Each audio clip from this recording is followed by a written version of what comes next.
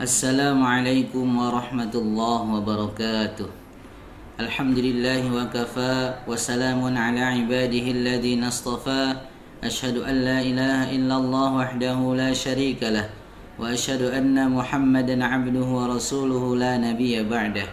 Allahumma salli wa sallim ala sayyidina Muhammadin wa ala alihi wa ashabihi wa man tabi'ahum bi ihsanin ila yaumiddin, amma ba'd.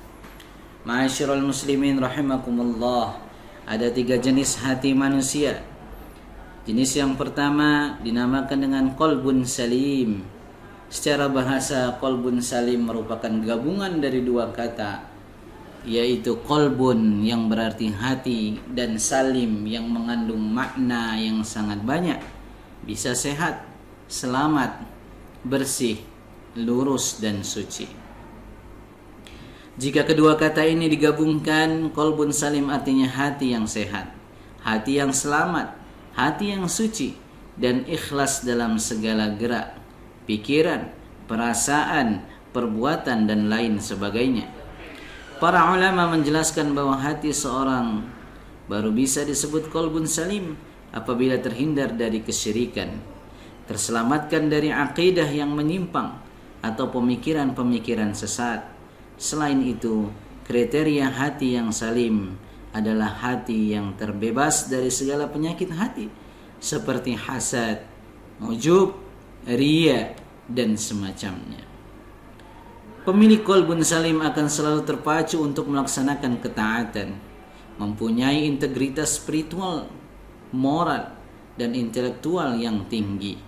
Karena di dalam hati itulah ketakwaan bersemayam, sebagaimana keterangan dari baginda Nabi yang diriwayatkan oleh Imam Muslim. At-taqwa hahuna wa yushiru ila sadrihi 3 marrat. Takwa itu di sini sambil menunjuk ke dada sebanyak 3 kali. Qalbun salim disebut demikian karena salim itu hati manusia yang selamat dan menyelamatkan, selamat dari berbagai noda dan menyelamatkan pemiliknya dari jilatan api neraka. Karena semasa hidup di dunia, hati yang salim selalu berusaha mengenali Allah, beriman kepadanya, lalu menggerakkan si pemilik hati untuk mewujudkan nilai-nilai keimanan dalam kehidupan sehari-hari. Maka sudah selayaknya hanya orang yang memiliki qalbun salim sajalah yang akan masuk surga di akhirat kelak. Yauma la yanfa'u malun wala banun.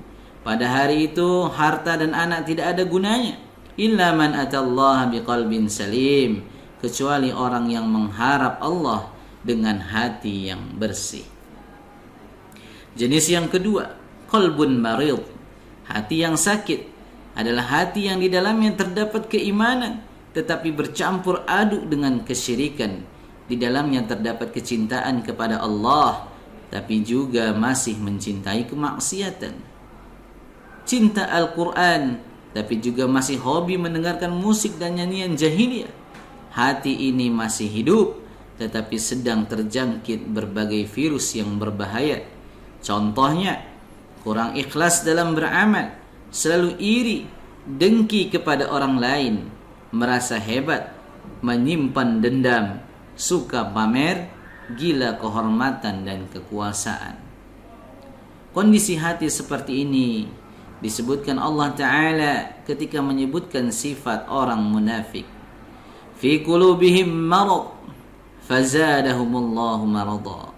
Dalam hati mereka ada penyakit, lalu Allah menambahkan penyakitnya itu. Walahum adzabun alim, dan mereka mendapatkan azab yang pedih bima kanu yaksibun, karena mereka berdusta. Secara garis besar, penyakit hati yang menyebabkan qalbun marid ini ada 2, yaitu penyakit subhat dan syahwat. Subhat dapat membuat seorang tidak bisa membedakan yang benar dan batil, sedangkan syahwat dapat membuat seseorang terjerumus ke dalam jurang kemaksiatan. Adapun rincian dari penyebab qalbun marid yang sering terjadi di antaranya adalah lingkar pertemanan yang buruk, banyak tertawa, foya-foya, terlalu larut dalam membicarakan sesuatu yang tidak bermanfaat, dan mata yang liar. sering tolah-toleh saat sedang di luar rumah. Alih-alih ghaddul basar, malah curi-curi pandangan.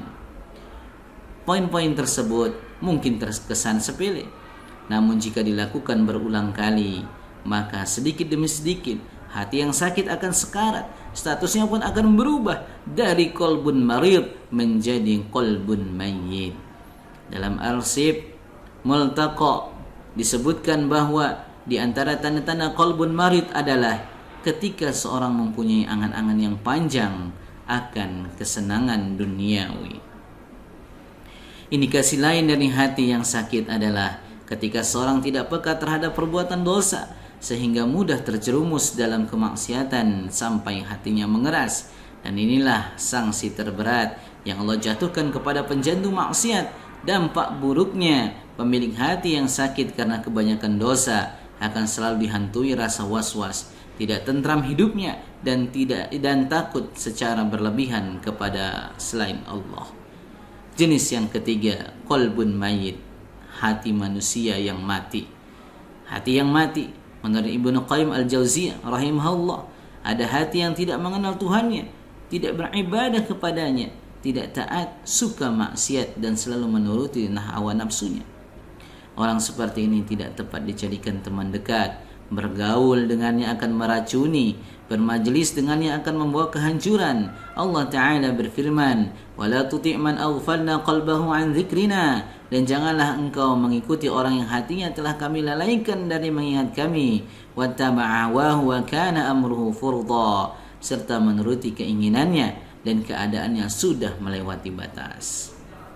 Hati yang mati adalah hati yang gelap, jauh dari sinar hidayah. Ia lebih membahayakan daripada jasad yang mati, karena jasad yang mati dapat memutus seorang dari kenikmatan dunia. Adapun jika hatinya mati, maka ia akan terputus dari kenikmatan dunia wal akhirah, dan ia akan sengsara selama-lamanya. Penting juga untuk dimengerti bahwa perumpamaan hati yang mati ibarat rumah kosong yang sudah puluhan tahun tak berpenghuni. Di dalamnya hiduplah serangga-serangga berbahaya, burung-burung yang singgah hanya untuk membuang kotoran, ular-ular berbisa, dan binatang beracun lainnya. Seperti itulah kondisi hati manusia yang mati. Hanya ada kelalaian, angan-angan, syahwat, serta niat-niat yang buruk dan jahat. Semua itu terjadi ketika seorang berpaling dari Allah dan memusuhi orang-orang saleh yang menegakkan nahi mungkar. Semoga Allah melindungi kita semua dari jenis hati seperti ini. Amin ya rabbal alamin. Wabillahi taufiq wal hidayah. Wassalamualaikum warahmatullahi wabarakatuh.